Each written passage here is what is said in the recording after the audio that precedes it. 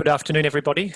My name's Matthew Harding, and I'm one of the directors of the Charity Law Association Australia and New Zealand. And it's my great pleasure on behalf of CLANZ to welcome you all here to this online seminar to explore the recent Global Citizens decision. Can I start by acknowledging the traditional owners of the country on which I'm sitting today, which is the country of the people of the Kulin Nations, and pay my respects to their elders past, present and emerging. And I'd invite you to do the same wherever you are today. And I also extend a very warm welcome to any Aboriginal or Torres Strait Islander people who are here with us today. As you all know, in the charity law world, you can never sit still for long. Something seems to pop up just about every week. And sure enough, a couple of weeks ago, we all had yet another treat in the form of the decision of the Administrative Appeals Tribunal in the Global Citizen case. This is a significant ruling which clarifies important aspects of the law relating to public benevolent institutions. And so CLANZ is delighted today to welcome a wonderful panel to take us through this decision and explore some of its implications. And then there'll be an opportunity for you to ask questions of the panel. I'll briefly introduce the panel and then hand over to them.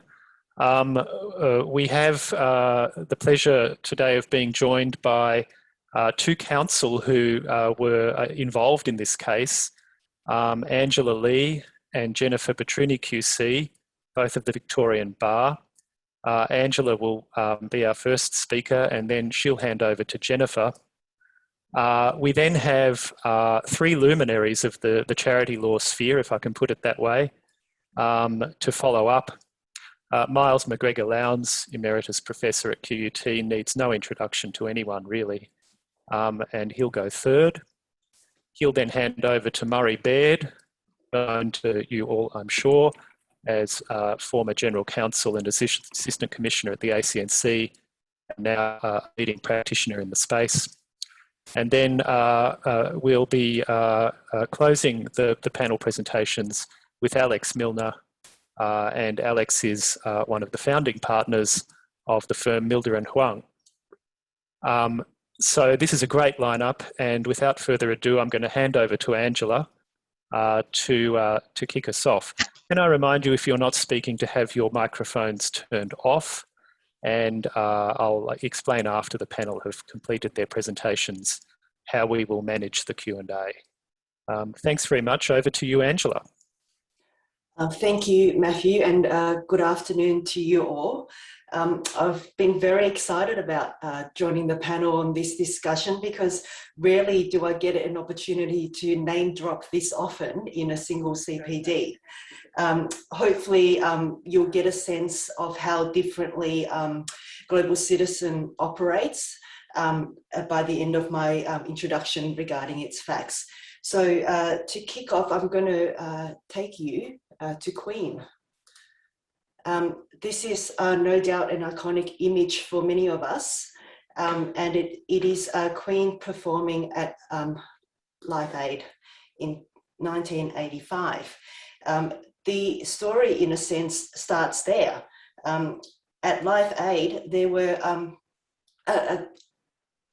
three groups, three parties, if you will. There's a group of high-profile international artists performing. The public was in attendance, and that created a platform to send a message and to exert some pressure on world leaders, including politicians, to take certain action. And in the example of Live Aid, the action that was being encouraged by the public was to do with raising an awareness and funds for famine relief in Africa at the time. So that model formed a basis for what the co-founders of Global Citizen Limited used in 2006 as part of the Make Poverty History concerts. With the Make Poverty History concerts, it was work done as a collaboration between a number of charities, and those charities included Oak Tree, which was an organisation that all three co-founders worked at prior to forming Global Citizens Limited. So with that one, I will share with you Bono and Pearl Jam, who performed at that concerts. Now, a few things I want to draw out from there. The timing of the Make Poverty History concert was on the eve of a G20 meeting, a meeting of finance ministers and central bank governors. And it provided a platform for the world leaders attending the G20 meeting to engage with and make announcements to the public. And for members of the public who wished to attend the concerts, the tickets were largely not sold. You had to win them. You win them by signing a petition, for example, seeking the Australian government to increase overseas aid funding, or you could volunteer in respect of the campaign. Amounts raised in this manner can far exceed more traditional modes of fundraising.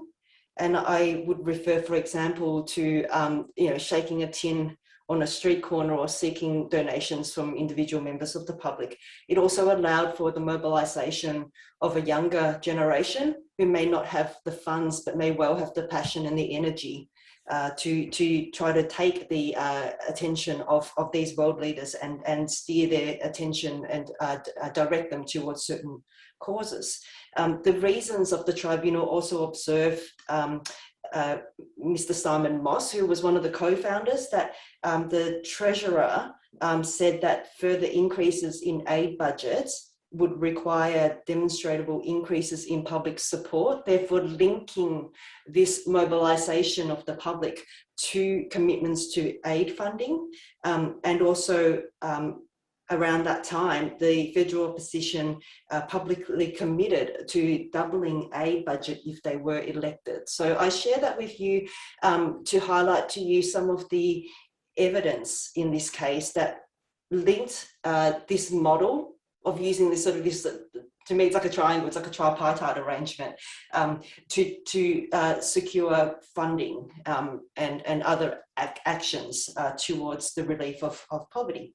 So I'll then move into 2011, and now we're talking about the activities of Global Citizen Limited itself.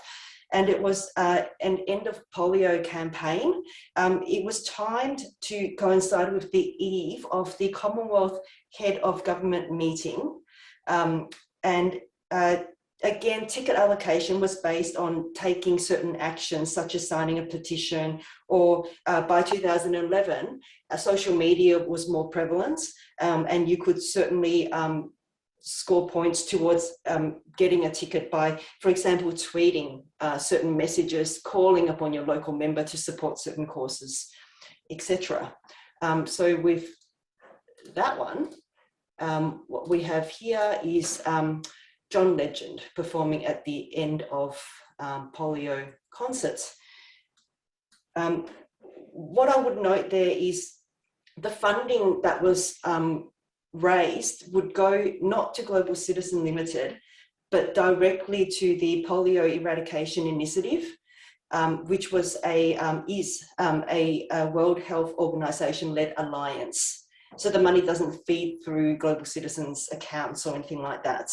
At the end of polio concerts, then Minister for Foreign Affairs went on stage on behalf of the Prime Minister of the day to foreshadow significant commitments would be made the next day towards the end of polio campaign. And lo and behold, the next day, the Australian government committed $50 million towards the cause. And in total, world leaders pledged $118 million. So you can see that this kind of fundraising is drawing in funds at a level that probably isn't achievable by shaking a can on the street corner. I want to say a little bit now about Global Citizen Limited and how it sits within its structure.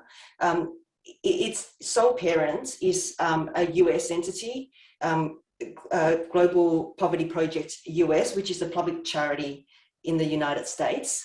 The Global Citizen brand, if you will, family includes entities in addition to Australia and US, also in the UK, Canada, South Africa, and Nigeria. Very briefly, I seek your indulgence for one more screen share. This is in relation to the US entity. So their model of using concerts as a platform to draw support and seek funding commitments, etc., continues. This is from a few days ago. This is the Global Citizen Festival 2021. You see there the Sussexes on stage speaking to the crowd there. So again, using this sort of a tripartite model of high profile artists as individuals, the public and governments, large corporations or wealthy philanthropists who may be able to commit funds towards the cause that Global Citizen is here to promote. Now that cause, that object is to end extreme global poverty by 2030. Global Citizens Limited seeks to carry out its objects by advancing the United Nations global goals, which it uses as a framework for action directed to the elimination of extreme poverty by 2030. You'll see in the Tribunal's reasons at paragraph 39 that the first 6 goals, which Global Citizen considers to be highly relevant and significant, are no poverty, zero hunger, good health and well-being, quality education, gender equality, and clean water and sanitisation. And I would imagine that it's not hard to see how those goals could advance the relief of poverty.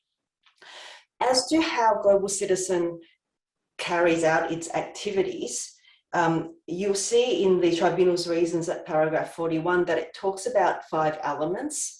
And this is the US model, which I'll then take you to how it's modified in the Australian context. But the elements should be seen as clogs in a machine. They are designed to work together. Element 1 is to inform and encourage people to learn more about the global goals and equip them with the knowledge so that they could be inspired to achieve them. Element 2 is to encourage people to take action to achieve the goals. Element 3 is to communicate with world leaders to advocate for commitment towards the achievement of the goals.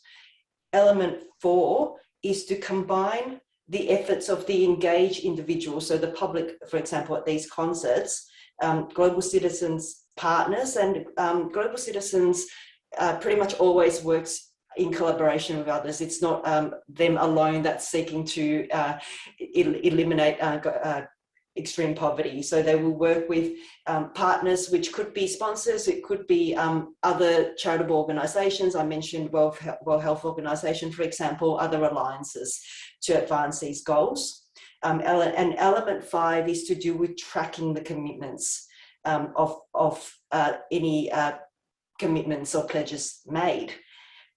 In respect of the adaptation in Australia, Australia, the environment's a bit different, so they take a slightly modified approach, and that's set out at paragraph 44. So in Australia, Global Citizen Limited would focus on providing information by social media and emails and hold grassroots events. So in a sense, it's educating those who wish to be educated about these goals. They also work with partners including the parent entity, including the Weislitz Foundation, and together they run a program that awards funding to those who want to carry out projects that would advance the goals, communicate with government and philanthropists, making submissions and encouraging them to support certain projects, host concerts and other events, as I've mentioned, and also work with other entities within the Global Citizen Network to track the commitments and ensure accountability. Now, just before I hand over to Jennifer, I just want to note that as part of the factual matrix that was run in the tribunal, Global Citizen also relied upon expert evidence from Paul Ronalds, the CEO of Save the Children Australia, and also Reverend Tim Costello, in respect of the ways in which issues such as global poverty are increasingly dealt with by NGOs, and that included the role, if any, of advocacy in the relief of poverty. So with that, I might hand over to you, Jennifer. Great, thanks very much, Angela. Can everybody hear me okay? Yep, great, thank you. Could I also acknowledge the traditional owners of the land upon which we meet and extend my respect to their elders past and present. Before I start my very brief presentation, could I just make a huge call out to those who supported this case? There was a huge team behind us from Arnold Bloch Leibler, including Jessica Wills, Caitlin Edwards, Bridget Cowling and Joey Borenstein. They put in weeks and months of work into these cases, all pro bono, as both Angela and I were pro bono. So could I extend a really heartfelt thanks both to the team from Arnold Bloch and of course to the fabulous Angela Lee for all the hard work that she has done as well. My role in this seminar is to summarise the arguments that were put against us by the ACNC. It's not appropriate that I comment on the merits of the decision or that I comment on any possible appeal. But having said that, as I'm setting out what the ACNC arguments are, please don't shoot the messenger. Please don't throw something at the screen. I'll just go through and say what their arguments are. And what I have taken is from the documents and submissions that are public from the AAT. And just before I get to the end, if you've got access to Section 12 of the Charities Act, it'd be a good idea to have it ready. That's the last thing I'll talk about. It really is useful to have it in front of you to try and understand a technical argument that the ACNC put there. So in essence, the ACNC had two arguments. The first, it said that it cannot be said that the applicant has as its main purpose the provision of relief to people with the requisite needs, namely needs arising due to poverty or needs arising to suffering that is of such seriousness that it arouses compassion within the community and engenders the provision of relief. So one, there was no provision of relief. Two, they said the applicant has a separate independent purpose of conducting advocacy and educational work directed at raising public awareness and encouraging policy change that is not incidental or ancillary to a purpose of providing relief to people with the requisite needs. While a PBI can have a non-benevolent purpose, any such purpose cannot be more than ancillary or incidental to the main purposes. In other words, any non-benevolent purpose cannot be a separate, independent purpose. In addition, an object will only be described as ancillary, incidental, or concomitant to another object if it is both minor in quantitative terms and also if it tends to assist or which naturally goes with the achievement of the main object. The ACNC claims that the matters which had to be proved were as follows. They said to demonstrate that the entity has as its main purpose providing benevolent relief to people in need, the entity's activities that give effect to its purpose must be, firstly, sufficiently targeted to people in need of benevolence, and secondly, demonstrated to provide relief to those people in need. They said that sometimes an activities can be too remote, too abstract. It said there is a point where the activities carried out by the entity are too indirect and remote from the provision of benevolent relief to people in need for the entity to qualify as a PBI. Now, Angela described the Global Citizen Network, and the ACNC argued that the network has operated with the vision of ending extreme poverty by 2030. However, the network does not seek to realise that vision by dispensing, either by themselves or by other entities, relief or aid to people in need. The ACNC also claimed that Global Citizen did not fundraise. It says, nor does the network fundraise, that is, seek donations for the purposes of donating or distributing funds to people in need or to organisations that dispense relief or aid to people in need. Rather, the network operates as a website, as described by Angela. Secondly, the next argument made was that there was no clear mechanism for the provision of relief by the applicant or through it to another entity. And perhaps the most disturbing aspect from my point of view is that the ACNC claimed that one must prove that the entity's activities are effective in relieving poverty. It is not enough if some relief might ultimately result from the entity's activity. Global Citizen has not produced probative material that demonstrates that its activities relieve benevolent needs. There's no evidence that any increased funding actually resulted from Global Citizen's activities, or that any additional funding was spent on people living in extreme poverty. An entity will not be a PBI unless it pursues its objectives in a way that the provision of benevolent relief is a reasonably proximate and more than incidental consequence of its activities.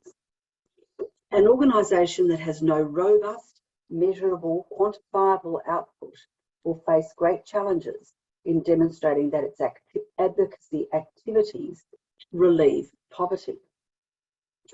Now, as Angela mentioned, we had two expert reports, one from the fabulous Tim Costello and another one from Paul Ronald, who equally fabulous, from Save the Children, about the importance and efficacy of advocacy in relieving poverty. Now, neither of those expert witnesses were called, and as such, of course, neither of them were challenged in cross-examination. Instead, the ACNC claimed that the expert reports do not establish that the applicant's activities relieve poverty or other benevolent needs. This was because the activities of Global Citizen do not relieve poverty when considered in isolation, but rather any relief that is achieved through advocacy activities of the type undertaken by Global Citizen is achieved as a cumulative result of actions undertaken by a range of different organisations and individuals. The next argument was in relation to health promotion charities. The ACNC said the concept of a health promotion charity was introduced to allow a specific type of preventative activity, namely the prevention of diseases in humans, to access more generous tax concessions. And it should be inferred that this type of preventative activity is the only type of preventative activity that should have access to these concessions and should not extend to other preventative activities such as the prevention of poverty or other kinds of distress. Then there was this technical argument, which I have to confess I'm struggling to understand, in relation to Section 1212 of the Charities Act. And what it said there is this this is when you should look at 12.12 if you've got it. The effect of section 12.2 of the Charities Act is that advocacy in further of one of the charitable purposes in section 12.1a to k can qualify as a charitable purpose under 12.1l of the Act, but it is not regarded as qualifying as the carrying out or achievement of any of the other charitable purposes, such as the relief of poverty, distress, or disadvantage. And I can't understand how that works when poverty, distress, and disadvantage is in fact part of the definition of advancing social and public welfare. I think the argument was put slightly differently in the submissions, where the ACNC said, where the means by which an entity seeks to achieve its ends involves promotion of the relevant type, the Charities Act identifies the entity's charitable purpose in a way that distinguishes the means used and the ends to be achieved, with section 12.2 of the Charities Act providing that the only charitable purpose of that entity to be recognised is that which is focused on the means used of promoting a change in furtherance or aid of another charitable purpose. Subsection 12.2 of the Charities Act therefore requires that purpose of promotion to be distinguished, and separated from the ultimate ends that is said to be served by those activities. So I'm sorry, I still don't understand it. But anyway, the last thing I wanted to say was, the last argument the ACNC put was that even if the applicant's activities ultimately contributed to the relief of poverty in some undefined and unquantifiable way, that result would be no more than an incidental consequence of its pursuit of its purpose of raising public awareness through advocacy and lobbying. So I'll leave it there and hand over to others to analyse the AAT decision. Thank you. Miles, would you like to continue? Thank you, Matthew. And I too would like to acknowledge the traditional owners of the land on wherever you're meeting. The question I've posed for today for 7 minutes is, if the decision stands, what difference could it make to the ACNC Commissioner's interpretation statement on PBIs? Well, before the CIS, we had the ATO, and it took about 15,000 words and 40 pages to rake over the case decisions in its tax ruling until the ACNC provided a CIS in 2012. There are perhaps many revisions that may be necessary because of this ruling and the other two cases that Murray will mention. But today, I just want to examine a couple. The one I won't examine because it would take far too long is the treatment that the tribunal gave to purposes and how you find purposes. And I think that it would be a very worthwhile discussion, but it's too long for today. But the ones that I would draw to your attention is that the tribunal talked about the ordinary meaning of the term PBI. The tribunal made it clear that the Hunger Project decision and the Perpetual quote, that this was not to be fixed in time. It is contemporary, and it's not a mechanical application of past authorities. It cannot, as Perpetual said, it cannot be said that this expression has any technical legal sense, and therefore it's understood in the sense to which is commonly used in the English language. There is no definition in the Act of a composite expression, nor is it to be found in any dictionary. And if we go to the next slide, it still isn't today. If you have a look in dictionaries, I can't find public benevolent institution. I can find the individual words, however. I would suggest that perhaps in paragraph 2 of the CIS, that there needs to be expanded to include the notion that it depends upon the common or ordinary understanding of the expression at the relevant time. Now, I note in the ACNC training manuals on PBI, which is available in the Freedom of Information section on the ACNC website, it does mention this concept. The issue is, I mean, what is the common understanding if it's not in the dictionary? Do you look at the meaning of each word in the phrase? Or perhaps, as this case illustrated, you go to expert evidence. So there's a range of evidence from experts. Also, reports were considered, letters from international organisations, and they even managed in the case to produce a couple of letters from government ministers. Now, I just point to the practical issues of when you're making an application for PBI status to the ACNC about the evidence that you're not going to need to bring to show the ordinary and contemporary meaning of public benevolent institution. I think it will be an interesting issue if this suggestion is adopted.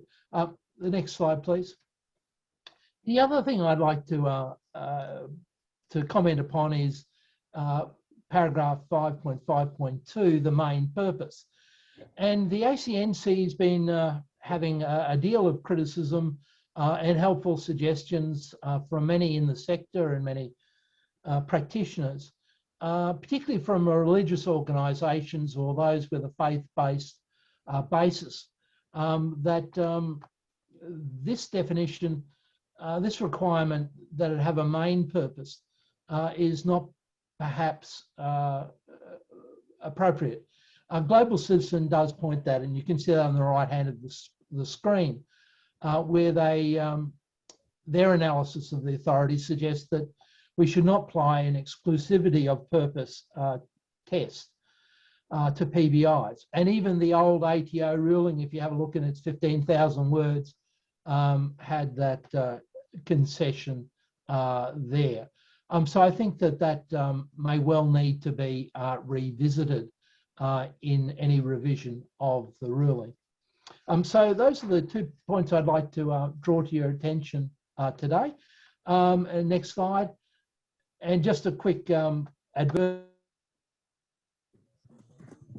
You've accidentally got your mute button on, Miles. If you like to.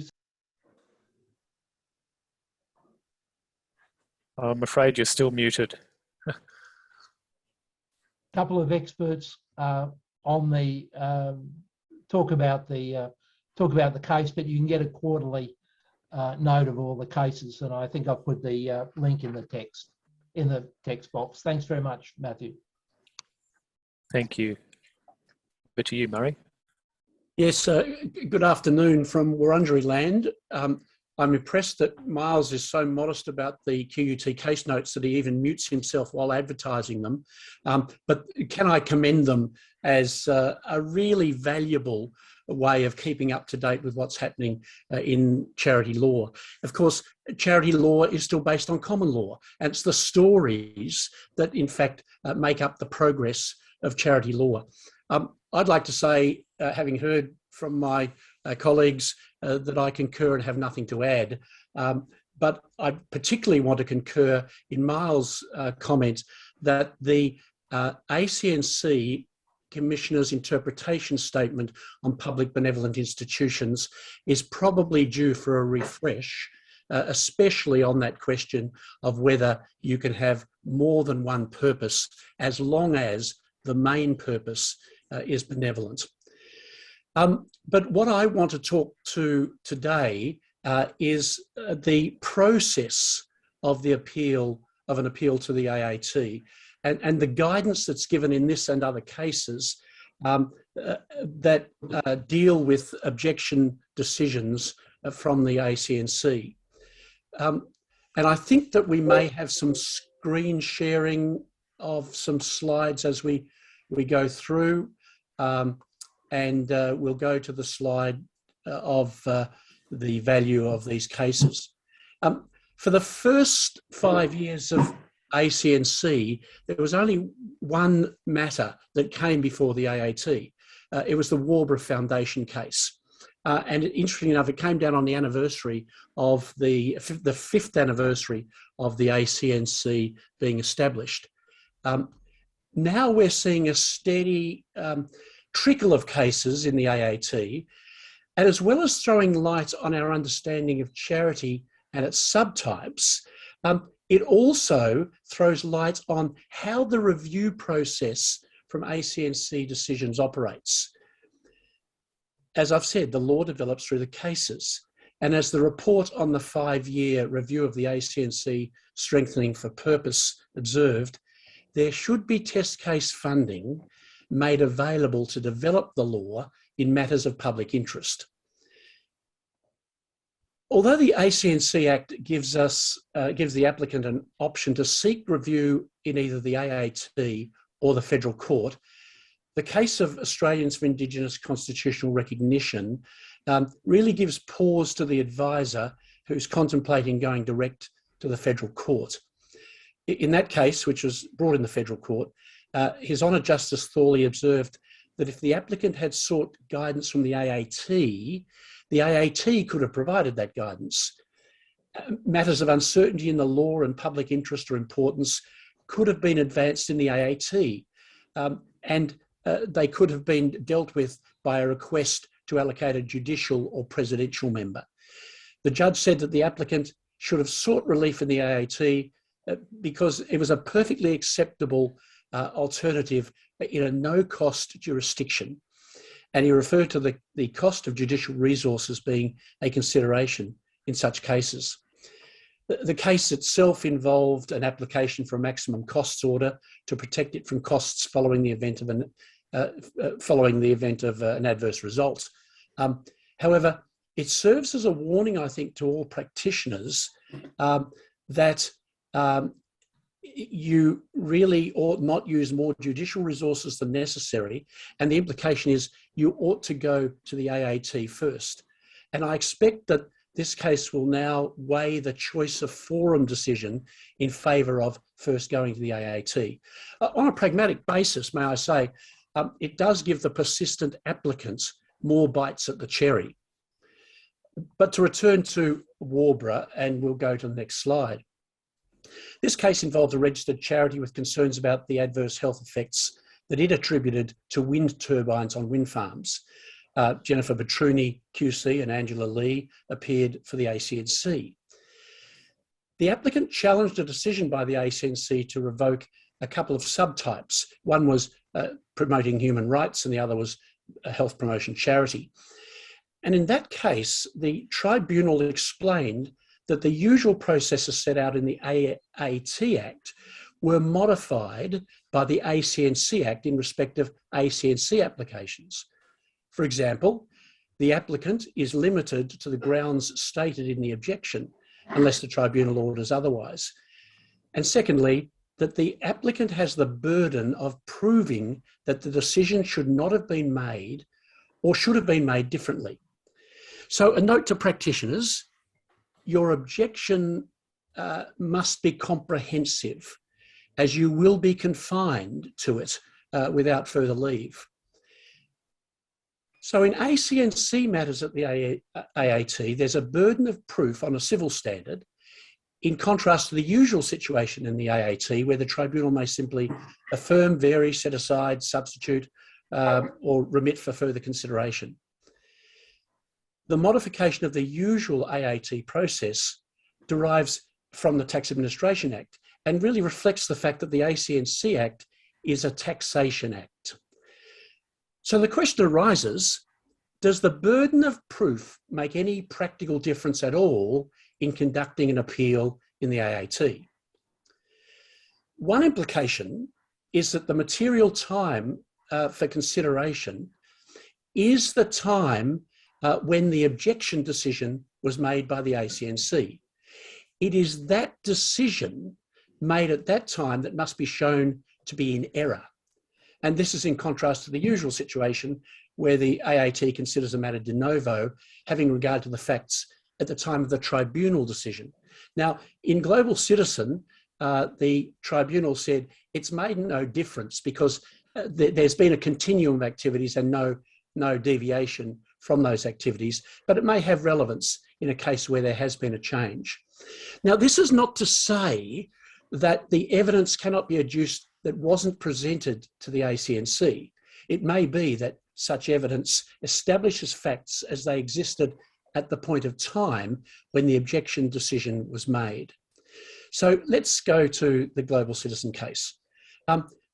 The tribunal helpfully explains its role and its processes. It explains that in most cases, the tribunal is merely required to decide the correct outcome according to law. And this is a challenge met by correctly framing the question, finding facts based on the evidence, and applying the law to answer the question, which in turn decides the outcome. There's a clear explanation of this modified approach in the tribunal process in matters under the ACNC Act. And the tribunal goes on to confirm, though, that this is still a rehearing or a hearing de novo. The extensive evidence that was called in the Global Citizen case, including expert evidence, was critical to the outcome. It really vindicates the extraordinary effort that the preparation team went into in sourcing and gathering that expert evidence. In doing so, the bringing of this evidence satisfies the burden of proof on the applicant to show that a contrary view of the ACNC was in error. So in conclusion, the journey of an applicant in a contested matter has many stations. Responding to the show cause notice, blackly called the noir, notice of intention to refuse, objection to the decision, response to the objection decision, the application to the AAT, and then perhaps an appeal to the federal court or beyond. Global Citizen provides guidance on how to travel this journey and to arrive at your preferred destination. Of course, always subject to appeal.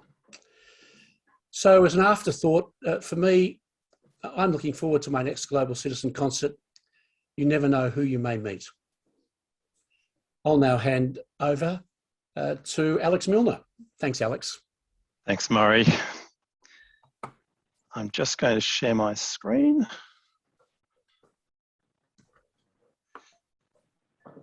So, look, just to, the focus of my talk is really just to talk about some of the implications for international aid and development organisations. And really just to maybe frame the discussion to start off with by saying that, look, if you look at the list of subtypes of charities in Section 25(5) of the ACNC Act, almost all of them are defined clearly by reference to purposes linked to the Charities Act. The two odd ones out are the two at the end, which are health promotion charities, which are defined by reference to principal activities, and this thing called the PBI, which is defined by reference to an institution or a type of institution. I think part of the interesting challenge that we have is that these two categories are a little bit on the odd, a little bit on the outer. They don't quite fit in the same way conceptually as the other subtypes that are linked back clearly to purposes that we recognise as charitable. I think the Global Citizen case says some really interesting things for overseas aid and development charities, and the context I think is really useful to see for a lot of aid and development charities. They're often registered as a PBI for the whole of entity, and they also operate a developing country relief fund. So the question that those sorts of organisations have, I think, is when they're conducting overseas activities or they're resourcing overseas activities, how do they, at the same time, comply with the registered charity requirements for being a PBI, and also those of a developing country relief fund, which means complying with the eligibility criteria under the Overseas Aid Gift Deduction Scheme guidelines. This is where I think Global Citizen has got some really helpful comments. There are two paragraphs I want to draw your attention to, 117 and 118.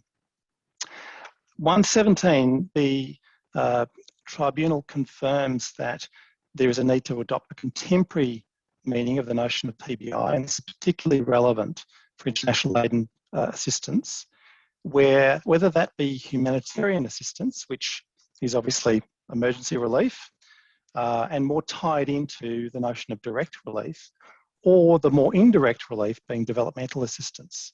And in this context, it confirms the Commissioner's interpretation statement, which quite helpfully sets out that development assistance, which is aimed at preventative relief, at ensuring that the long-term well-being of people in developing countries, including capacity building and the ability to provide long-term sustainable solutions to the needs stemming from poverty and distress, can also be part of the relief that a PBI conducts. So I think this is really helpful because rather than seeing PBIs as maybe linked to 1930s depression cases, where it might be more of a concept of welfare, it's really clear that a PBI can do both humanitarian assistance and also developmental assistance. And goes further in the next paragraph and says, look, equally, you've got to consider that you have to have regard to the contemporary means of delivering relief. And the evidence they looked at, drawing out from the evidence from Paul Ronalds and Tim Costello, was that the ways that aid and development is delivered, and in particular the ways that sort of complex problems like the problems identified in the Sustainable Development Goals are really complex, and so the kinds of partnerships, arrangements, collaborations that are brought together to relieve that need are often quite complex and convoluted. They might involve governments, they might involve local NGOs, they might involve advocacy, awareness raising, they might involve a whole range of parties working together for a common purpose. So I think this is really helpful. It's a really useful conclusion that the Tribunal has set down here for us. The question I think it raises is for those charities that have developing country relief funds, is why would they still use them? If you use your developing country relief fund, well, you have to comply with the OAGDS. That has a number of restrictions on you that wouldn't apply to a PBI. For example, you have to have a voluntary board. You can't remunerate them. Your organisation has to have a focus on overseas aid, whereas a PBI could just do it on the side. You have to partner with local in-country entities, and you have to act in response to locally identified needs. Now, these are all good things, I think, but these are restrictions that apply when you're using a developing country relief fund that don't, I think, apply to a PBI. Similarly, the development must be sustainable. It can't be welfare. It's got to be more than that. There's got to be a sustainable long-term effect. You can't give people fish, you've got to teach people how to fish so that they can continue fishing. And also the humanitarian assistance and development must have an exit strategy. Now, I think that's a good thing to have, but the important point here is that this requirement is not a requirement that sits on a PBI. So I think it leaves the OAGDS in a really interesting space, because it now, I think, the Global Citizen case confirms that really PBIs are a very flexible charity status to use for overseas aid and development, and really, in a lot of ways, leave the concept of a developing country relief fund behind. Thank you. I will hand back to Matthew. Yeah, wonderful. Thank you, Alex. And thanks to all our panelists. That was fantastic. We have about 10 minutes left for some questions. And can I suggest that if you have a question, you either raise your electronic hand on Zoom or put your question in the chat.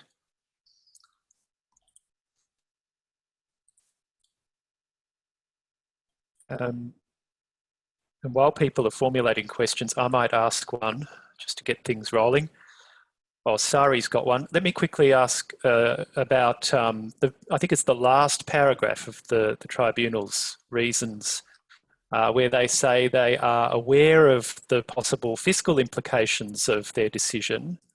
And then they suggest that if legislators are concerned about the implications of the decision, they might want to revisit the definition of public benevolent institution. Can I ask panelists for any observations on that? Is it right for the tribunal to to not be mindful of fiscal implications in reaching its conclusions here? Jennifer has her hand up. Yep. Thanks, Matthew. That issue was also raised in the Family First case that's still reserved. And in that case, New Zealand's highest court mulled over the issue about whether they should take into account fiscal considerations. And if people aren't aware on this Zoom, the Charity Law Association intervened in that case and argued that it wasn't for the court to weigh up the financial implications of its decision. It was up to the legislature to respond to any decision that the court makes within the bounds of the common law. So it's very interesting that at a paragraph 128, the tribunal don't even think about whether it's a good thing or a bad thing, but says that if the Parliament doesn't like it, the Parliament can fix it. Of course, the Canadian system has been cruel by the Superior Court there, making comments that the fiscal implications of the court changing or expanding the definition of charity was so great that they feared to tread there and would leave any change in the definition of charity up to Parliament, which of course has not acted. So that really has put a stop on the jurisprudential development of charity in Canada for well over a decade now. And I think that's not a good thing. I might ask Sari if she'd like to put her question. Oh, sorry, Murray Baird had a comment there before we move on. No, I was going to ask a question, so I think we should have Sari's question. All right, Sari then. Baird defers to Baird.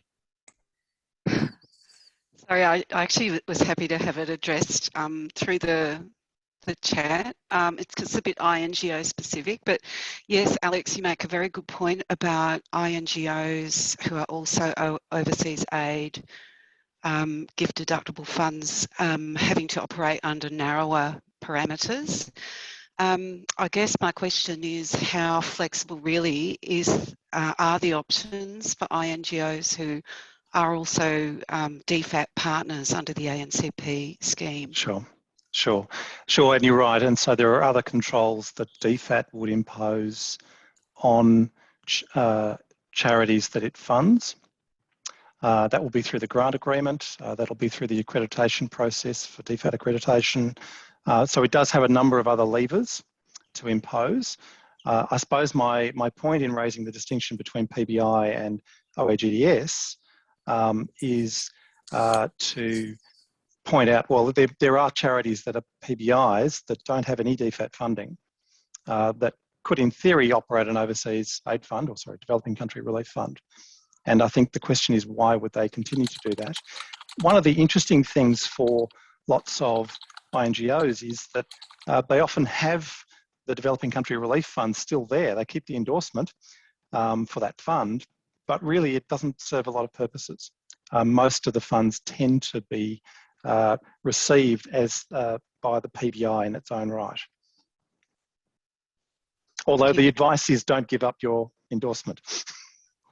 Yeah, not in the short term, but it's an opportunity to raise the issue. Yep.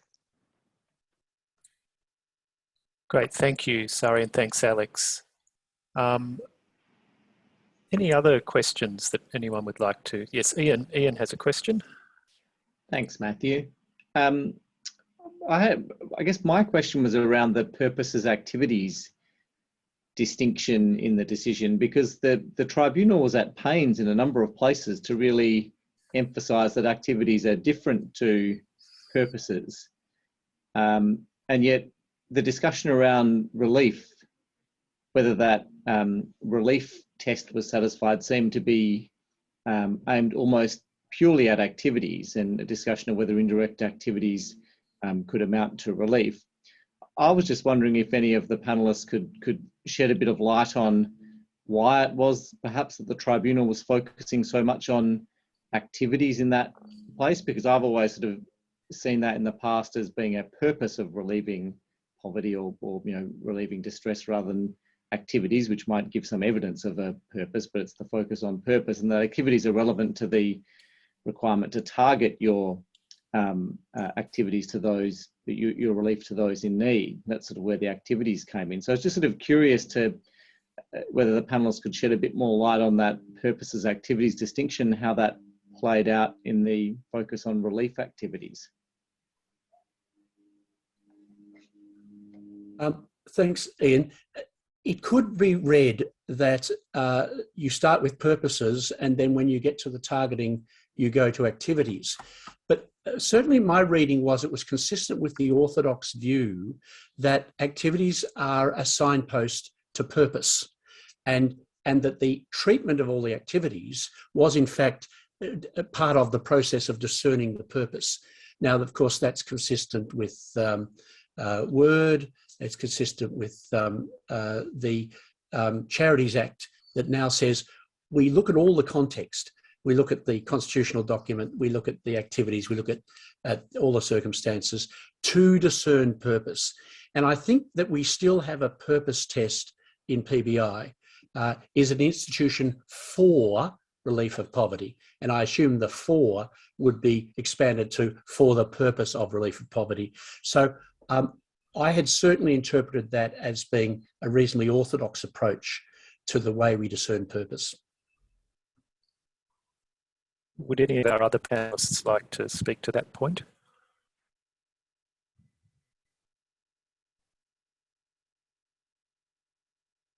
All good. Jennifer, that was a point that was also brought up in Family First from memory.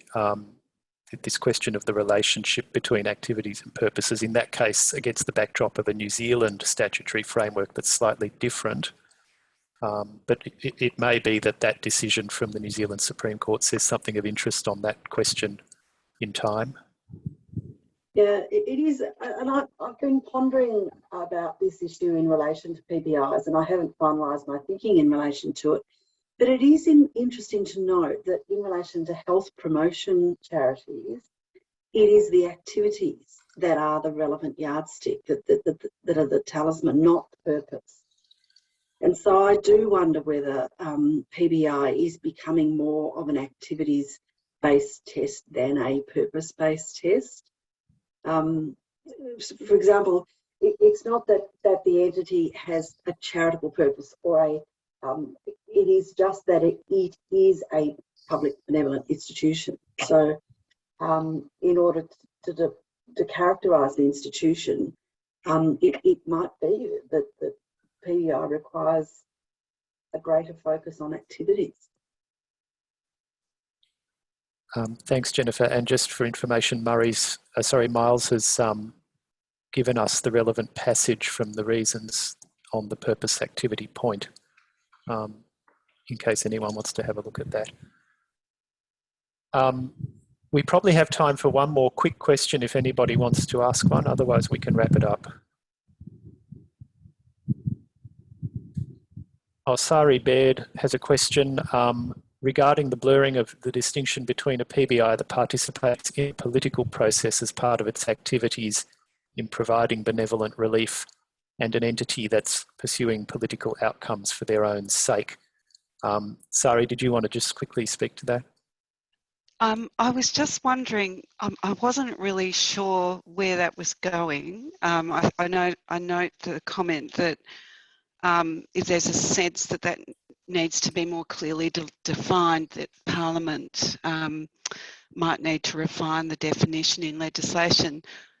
Is there a sense, the context for that was, I was wondering what that's signalling. And if anyone who was present could shed light on that. Is that suggesting that there's a kind of parameters of political engagement? Sorry. Thanks, Sari. Any of our panelists want to offer a quick response to that before we wrap up? Sorry, I think that just points to the always the dilemma. Is this an end in itself, or is it a means to an end? And that seems to be the simple way the Australian jurisprudence has dealt with it. And I think the tribunal is simply saying there is always a discernment process there. But I think Australian jurisprudence has been reasonably generous in saying that if you have a clear light at the end of the tunnel, the way you move through the tunnel is your own affair. Great, thank you very much, Murray. I think we're at time, so we might wrap it up there.